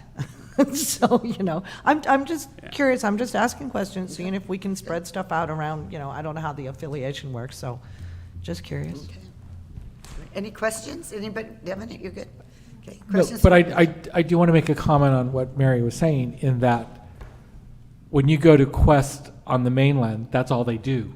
Yeah. That's their only focus. That's not the medical centers. No, I Yeah. That's understand that. why I was the just div- yeah. wondering, why, if we could utilize that, if we could help bring the Right. costs down, because it is pretty expensive. I mean, since we haven't had the health fair and all that kind of stuff, I go over town and get stuff done because even I have darn good insurance, it's cheaper over there. Right. So this isn't an entirely wealthy community either. So just wondering if this was going to help that. Maybe down the road. Throwing But it not out at there. this point. Just throwing it out there. Well, thank you very much. I think that is very, very good news. And I do too. Thank you all for working on that. You have a very supportive board, which is very helpful as well. And I would just like to thank the organization that you guys all came out tonight. It's very nice Yeah, to see. that's impressive. Thank you. Even if it rained, they would have been here. I know. You don't need to go. There's more. We want to see you all back here on the 1st of February.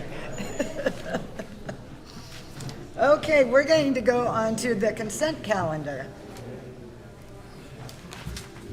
We're going to move right through this one, pretty much.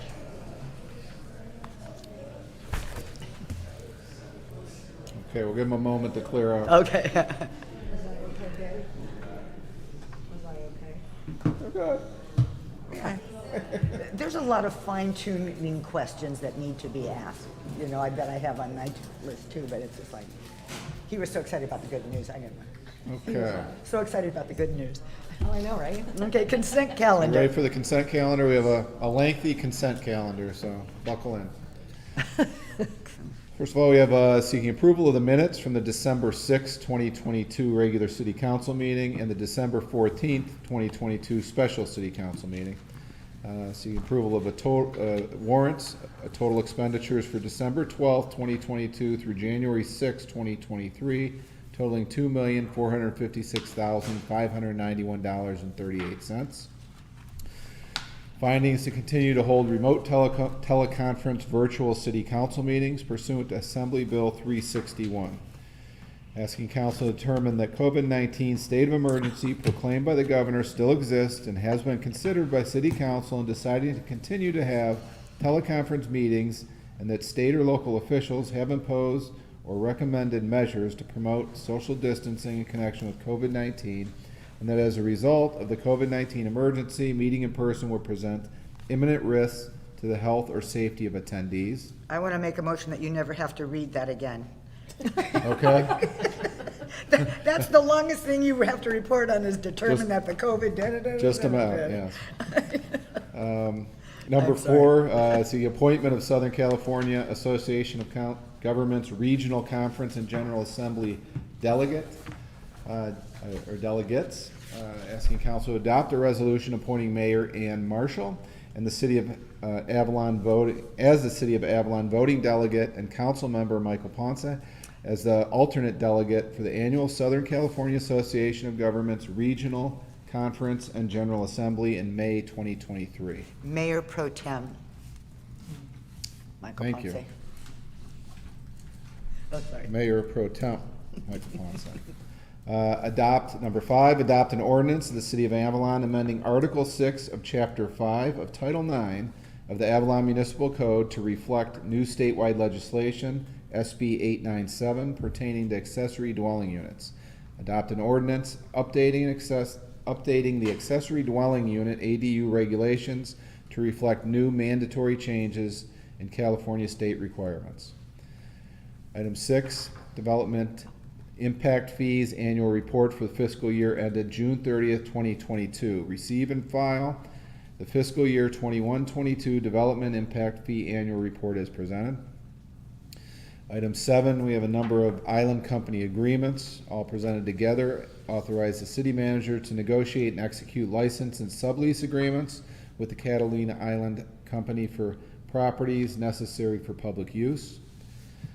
Item 8, 2023 waterside permit renewals.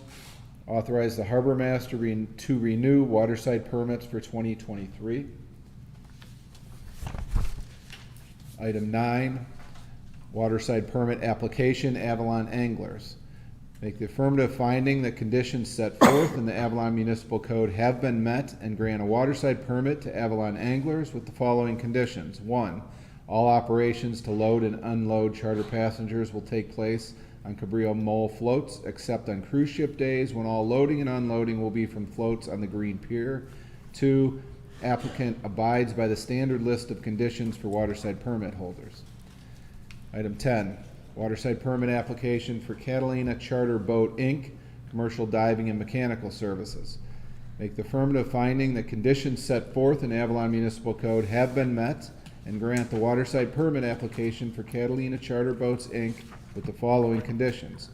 All operations to conduct mechanical repair or commercial dive services do not negatively impact the safe operation of Avalon Harbor, and all qualifying mechanical certificates and insurance requirements for commercial dive services be current and on file with Avalon Harbor Department. Item 3, applicant abides by the standard list of conditions for waterside permit holders. Item 11, waterside permit application for Catalina Charter Boats, Inc., retail lobster sales. Make the affirmative finding the conditions set forth in the Avalon Municipal Code have been met and grant the waterside permit to Catalina Charter Boat, Inc., with the following conditions. All operations to conduct retail sales of lobster do not negatively impact the Avalon Harbor. All bait, fish, traps, or other materials do not cause foul odor or attract birds. Item 3, applicant abides by the standard list of conditions of waterside permit holders. Item 12, waterside permit application for Catalina Charter Boats, Inc., fishing charters. Make the affirmative finding that the conditions set forth in the Avalon Municipal Code have been met and grant the waterside permit to Catalina Charter Boats, Inc. with the following conditions. All operations to load and unload charter passengers will take place on Cabrillo Mole floats, except on cruise ship days when all loading and unloading will be from floats on the Green Pier, and applicant abides by the standard list and conditions of the waterside permit holders. Item 13, waterside permit application for vintage vessel voyages. Make the affirmative findings that conditions set forth in the Avalon Municipal Code have been met and grant the waterside permit to Lively Schooner, Inc., DBA, vintage vessel voyages with the following conditions. Any direct loading or unloading of passengers on the Green Pleasure Pier shall be prior to 10 a.m. or after 5 p.m. daily and for a period of time not to exceed 10 minutes. Arrangements for docking along the Green Pleasure Pier for the purpose of loading and unloading between the hours of 10 a.m. and 5 p.m. may be requested by contacting the Harbor Master on VHF Channel 12. Requests for dock space will be considered on case-by-case basis and may be declined for any reason where the Harbor Master has determined that landing is not otherwise advised. Use of public or private shore boat to load and unload charter passengers between the hours of 10 a.m. to 5 p.m. is recommended. Applicant has to abide by the standard list of conditions for waterside permit holders. Item 14, permit application for Fishing Fanatics, added sailboat. Make the affirmative finding that the conditions set forth in the Avalon Municipal Code have been met and grant the waterside permit to Fishing Fanatics with the following conditions. 1, any direct loading or unloading of passengers on the Green Pleasure Pier shall be prior to 10 a.m. and after 5 p.m. daily and for a period of time not to exceed 10 minutes. Arrangements for docking along the Green Pleasure Pier for the purpose of loading and unloading passengers between 10 a.m. and 5 p.m. may be requested by contacting the Harbor Master on VHF Channel 12. Requests for dock space will be considered on a case-by-case basis and may be declined for any reason where the Harbor Master has determined that landing is not advised. Use of public-private shoreboat to load and unload between the hours of 10 a.m. and 5 p.m. is recommended. An applicant abides by the standard list and conditions of waterside permit holders. Item 15, Catalina Adventure Sailing. Make the affirmative finding that the conditions set forth in the Avalon Municipal Code have been met and grant a waterside permit to Skipper's Sea B&B LLC, DBA Catalina Adventure Sailing with the following conditions. 1, report to the finance office on a monthly basis the number of nights rented, total gross receipts, and applicable taxes due. Any direct loading or unloading of passengers on the Green Pier shall be prior to 10 a.m. or after 5 p.m. daily and for a period of time not to exceed 10 minutes. Arrangements for docking along the Green Pleasure Pier and the unloading and unloading of passengers between the hours of 10 a.m. and 5 p.m. may be requested by contacting the Harbor Master on VHF 12. Requests for dock space will be considered on a case-by-case basis and may be declined for any reason when the Harbor Master has determined that landing is not advised. Use of public or private shoreboat to load or unload is between the hours of 10 a.m. and 5 p.m. is recommended. And finally, applicant abides by the standard list of conditions of waterside permit holders. Item 16, Catalina Coastal Tours and Fishing LLC. Make the affirmative finding that conditions set forth in the Avalon Municipal Code have been met and grant the waterside permit to Catalina Coastal Tours and Fishing LLC with the following conditions. 1, all operations to load and unload charter passengers will take place in Catalina Coastal Tours end float during the seasonal operations, except during the season from October to April, when the end float is not available and no longer installed, at which time all loading and unloading will be from the floats on the Green Pleasure Pier and shall not exceed 10 minutes. 2, applicant abides by the standard list and conditions of waterside permit holders. 3, applicant pays mooring fees as set forth by the Avalon Municipal Code while moored on the Avalon Harbor or affixed to the end float owned and operated by Catalina Coastal Tours and Fishing LLC. 17, waterside permit application for Catalina Island Mermaids. Make the affirmative finding that conditions set forth in the Avalon Municipal Code have been met and grant the waterside permit to Catalina Island Mermaids with the following conditions. Use of Step Beach be limited to mermaid swimming classes as so that no classes may be allowed from June 16th to September 14th during peak summer season, from September 15th to October 14th, and from Palm Sunday to June 15th. Weekend use of Step Beach will not be allowed. However, weekday use may be approved upon request to the Harbor Master. From October 15th to Palm Sunday of each year, off-season, the use of Step Beach may be approved upon request to the Harbor Master. Number 2, Middle Beach area behind the Wrigley Stage may be used for mermaid swimming classes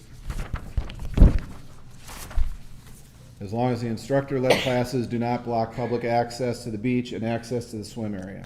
Number 3, applicant abides by the standard list and conditions, the waterside permit holders. Item 18, Trace Marine Environmental, Inc.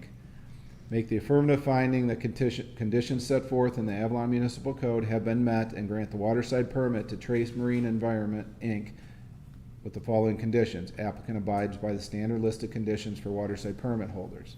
Item 19 is rehabilitation of floats 5 and 5A. Asking council to authorize the city manager to negotiate and execute contracts for rehabilitation of floats 5 and 5A for not to exceed amount of $75,000. And finally, item number 20, Avalon Wastewater Treatment Plant aeration-based diffuser replacement and equipment procurement. Authorize the procurement of supplies, equipment, services for the replacement of the Avalon Wastewater Treatment Plant aeration basin diffuser system for a total not to exceed $41,700. So if I may, because when it comes to the waterside permits, there's one that I'm going to recuse myself, but on the other ones, there's maybe 1 or 2 I want to pull. I'm wondering if, first of all, between items 1 through 7 and 19 and 20, are there any of those that you want to pull? No, I was going to move to approve those first. We're just going to do what you were doing. Yeah. So, Okay. if you want to make I'll make a motion to approve What you just, 1 through 7 and 19 and 20. Okay. I'll second. Okay, are there any comments from the audience or anything on? No, ma'am. No? Okay. Then call for the vote. Councilmember Schickling? Aye. Councilmember Lavelle? Aye. Councilmember De La Rosa? Aye. Mayor Pro Tem Ponce? Aye. Mayor Marshall? Aye. And before we get started on the waterside permit applications, I would like to call up the harbor master, Mr. Oren Karstafen. Hi. I was wondering, for the sake of all of us, if you could kind of go us through this waterside permit application, when they're due, what we talked about today, how Yeah. do we check their performance to make sure they're doing what they say they're going to do, and what is our... Yeah. Yeah. So it's stipulated by resolution. I think it's in my other folder. But in general, so the waterside permit applications are due by December 15th each year. And then we come up with the staff reports, and I put them forward to the city council for approval. After we get an affirmative on the approved ones or no approval determination on the waterside permit, then we go back to my office and we write those letters and let the business owner know. Okay. If their business license, if the waterside permit has been approved by council, then generally in the month of January, February is when they've obtained their business license permit for the year. They usually will have paid their first deposit, which is indicating that they're going into business. We use that as the commencement date to start another series of, we watch to see if they're going to be in good standing for the next 13 months. So that starts when we get that first $500 deposit. In general, we tend to see many of these applicants will not come up with the insurance or not come up with, or not generally go into business for one reason or another. So by April or May, we're sending letters reminding them of the second payment that's coming up. Actually, by June, they have got another payment coming up, the second half of a $1,000 deposit that's due by August 1st. And, the whole deposit, idea of the deposit is how serious are you to be in business, right? So those letters generally go out in June. So if we see red flags like they haven't started to do their business, or they haven't gotten the insurance, or they haven't shown us their ability, like to be a mechanic, maybe they, where's your training, where's your certificates? If you're a diver, there's insurance that's required. So all of those things need to be in place before you're actively in business. And then if it's not, then I make a report, it comes back to you, and usually I get the support to deny or revoke that permit. And so are you saying that the revocation could go as late as August, or if they don't start business on April 1st, do you? They should be in business by April 1st. And if not, then you can start? If not, yeah, and we have that time period. Okay. Because, typically summer doesn't really kick off till. Right. But we generally want it to know by April 1st. Yeah. I mean, if they're going to have a sailing class or they're going to do whatever, they should be up and running by April, I would think. Mm-hmm. to The get sailing some business. charters have had less of a problem with this. Oh, okay. It's more the fishing charters Okay. that people want to do this type of business, but then when they actually, they don't always pull the trigger. Okay. Excellent. Okay. Any questions, Warren, before we go through these? Well, so shall we take item 8 first, which is the renewals? Is there a motion or questions? This is the renewals and also just agreeing upon what is not renewing, right? Exactly. Sorry. Yes. Okay. So I'll go ahead and make a motion to authorize the harbor master to renew the attached list of waterside permits for 2023. I'll second. Okay, if no questions, call for the vote. Councilmember Schickling? Aye. Councilmember Lavelle? Aye. Councilmember De La Rosa? Aye. Mayor Pro Tem Ponce? Aye. Mayor Marshall? Aye. Okay, do we want to take them one at a time, or I'm curious about item number 10, and then again, I'm going to recuse myself on 18. So, so is there a motion for some of these others? There's a lot. Harbor's going to be busy. Right? Can I ask a question from the audience? Sure. Does anybody want us to pull an item? Is there an item that you want us to talk about? I got several calls and questions on 16, Okay. which is coastal tours for the switch of type of use for. Okay, so we'll pull that one too? Okay. And you were wanting which one, Danny? Number 10, item 10. So then I will make a motion to approve items 11 through 18. 9 as well. I'm sorry. 9, do you have to, what were you recusing yourself on though? 10 Well, I and thought you 11? were pulling 9 and 10. No, we're pulling 10 and 16. Oh, 10 and 16, okay. Yeah, 9, okay. 11, 12, 13, 14, 15, 17, and 18. Okay. And you really don't need to pull 18 unless you want to pull it, okay. No, I don't want to pull 18. Oh, you don't have any questions on 18, okay. It's just 10 and 16, right? Yeah, 10 Yeah. and 16. I'll second that, and then just the only question that I would ask is, Harbor Master Kasharfin, if before we have the next round of these at the end of next year, beginning of 2024, if we can just have an assessment of use.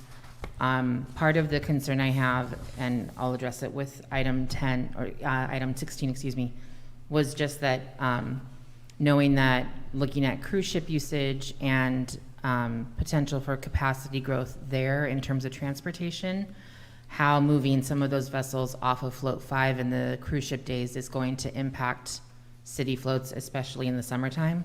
And so looking at what that looks like in terms of every 10 minutes, and if we also need to address enforcement. I know right now it may not necessarily be a necessary thing to enforce because there hasn't been an issue of boats lined up and waiting for someone to get off of a float, although I've seen it a couple times. It's usually people who don't know which float to go to that are coming in for the weekend and picking people up or dropping people off. But if we need to have some level of enforcement or an additional staff member on site, especially for cruise ship days, to provide that enforcement from the pier or from the water, if we can look at that and see if that's a necessity for the budget as well. And it may even, if you think it's something we can review before the mid-year budget review so that it comes kind of after this discussion next year, that would be great. Okay.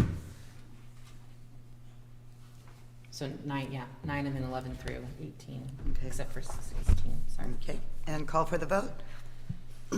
Councilmember Schickling? Aye. Councilmember Lavelle? Aye. Councilmember De La Rosa? Aye. Mayor Pro Tem Ponce? Aye. Mayor Marshall? Aye. So I'm looking at the one on item number 10. I believe that's, Mr. Mello. I appreciate the fact you want to do mechanical services, and I guess the proof will be in the pudding if you do, but I'm really concerned because we have a lack of mechanical services now, and I don't know how you can guarantee, or if you have somebody in mind to be your mechanic, because I know they're not easy to find, but I'm just... Yeah, I do have somebody in mind to be a mechanic, but I'd be doing the majority of the work myself. Do you have certificates to do mechanic work on boats? Nope. But I think isn't that a prerequisite, or in that he has some certain kinds of certificates?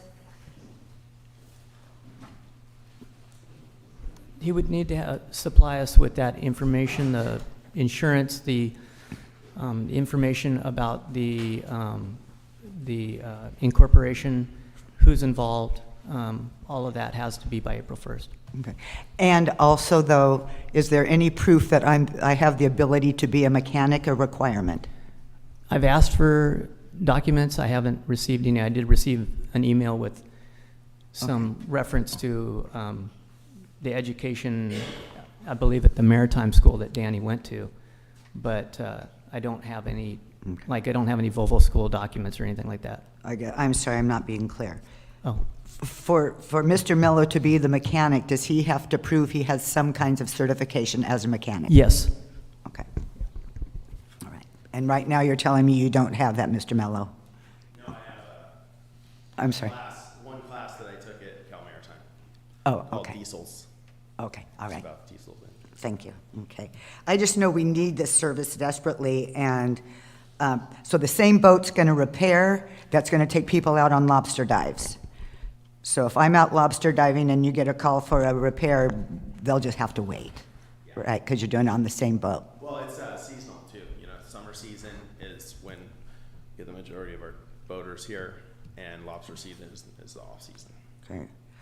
Okay. So, but says you from January 1 to December 31st, you're going to be providing mechanical services That's the plan, yes. from 6 to 10. Okay. And then the lobster will be basically through the lobster season? Yeah. When it's Okay. the slower season. Okay. All righty. Is there a motion? I'll move to approve the waterside permit for Catalina Charter Boat, Inc. For item 10, that the city council make an affirmative finding that conditions set forth in the Avalon Municipal Code have been met and grant the waterside project application to Catalina Boat Charter, Inc. with the following conditions. That all operations to conduct mechanical repair, commercial dive services do not negatively impact the safe operation of the harbor.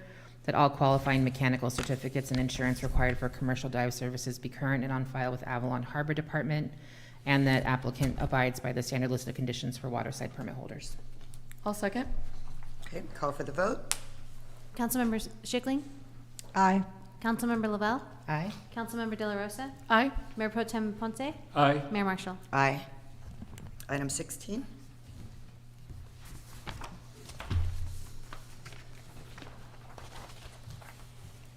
So item 16, the questions that I received regarding this had to do with a few different things. One with the congestion question that I asked about on the pier, and looking at the change in use. I don't think the change in use in terms of the type of vessel and even the number carried, which is more people than the original vessel it's replacing, will add a significant amount of congestion. There was a question about loading at piers that are not the end float during the summer season. And so I think there may just be a request for enforcement on that. And Scott, for a request for enforcement on that in terms of making sure that they are limited to the end float as opposed to being able to utilize city floats in the summer season, just to ensure that, especially on cruise ship days when they're impacted, those that have to move from float 5 over to city floats on the pier are able to do so. The question did arise as to whether or not there were too many parasail operations. I have some thoughts on that, but didn't know if council had any thoughts on that. And then just in terms of this being kind of in the scope of bigger projects, I love the rumor mill in Avalon, but rumors of ownership changing of one or multiple businesses, and that this is kind of lining that up and wanting to make sure that we're aware of what that plan is to be able to move forward with this. So just knowing that those were some of the questions that I received. So I think in terms of the use of the boat itself, I don't know that I necessarily have as much of a concern with the size of the boat and that type of thing changing, only because the duration of those experiences are approximately the same. The amount of time to load and offload that many people is approximately the same, a few seconds longer with parasail than with the coastal charters for the number of people on board. But did have some concerns about location of boarding, congestion in terms of the same types of boats boarding, and then if there was any concern from anyone of having too many of the same type of business or not, and whether we should look at limits for that potentially. Lauren, did you want to comment at all? I don't know to what, but. They were just, those were the concerns that were raised. So I think those are all valuable concerns. I mean, we know that we only have so much space out there, and we have a number of operations that are happening in peak season. Everybody's in full operation, just like in town, every golf cart rental is every car on the street. We kind of get used to this idea that July and August are just crazy, and then we have the off-season. So I'm here really to answer your questions, as I can provide expert opinion or perspective on what I see out there and how we manage it. But outside of that, I think these are all valid points, but this is what we deal with.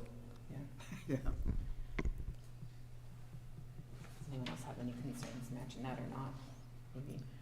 Well, it does, and then there's that whole thing about competition. Right. You know, It's a good thing for sure. Like, I think Yeah. that's the hard part too, is, and then discussing this with people who brought concerns, talked with them about, does it make sense that we limit other businesses? Generally, the only reason we've done that previously is for the sake of congestion. Because of having too many vehicles on the street or the road. The water's a little different in that there's not a set physical space exactly where they have to be, but the docking is a thing. So I want us to look at that, but I don't know that this particular one triggers that all the way. Just Right, wanted to bring it out in case. Would that people have to be a new item on the agenda to talk about limiting a business? Yeah. yeah, probably, yeah. Do you have any comments on your issue? No, ma'am. Any comments from the audience? Okay, then I'll make a motion to approve item number 16.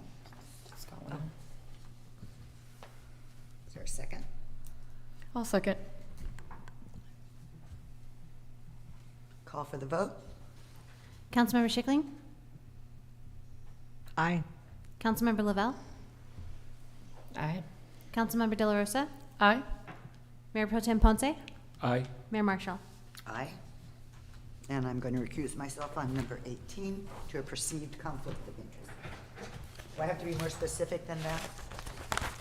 What type Scott? of interest? I think it's if it's I'm financial. on, it's not financial, Yes, I'm David. on a board with. Did you hear, the mayor is recusing herself on item 18 for a conflict of interest. Does she need to specify the conflict? Yes, she does. I'm on the board of Halos and Heroes with Mr. Brister, and I've known him for quite a long time. Is that good enough?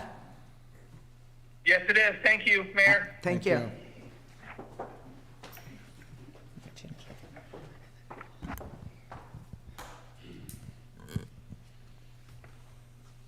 you want to take the, I'm, no issues, right?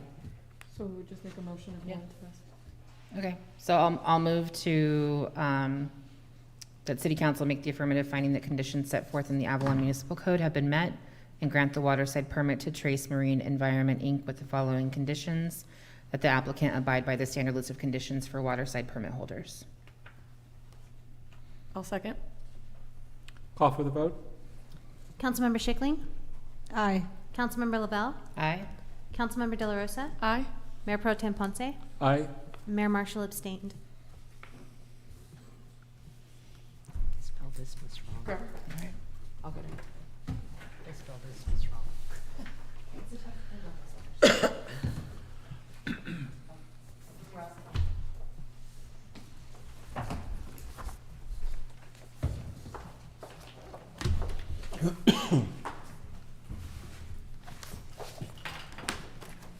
All right. That's it, huh? Yeah. I think we're done. All right, everyone. Thank you for coming and thank you for staying. That was fun. Okay. And good night, Tony. And meeting is adjourned. Good night, all.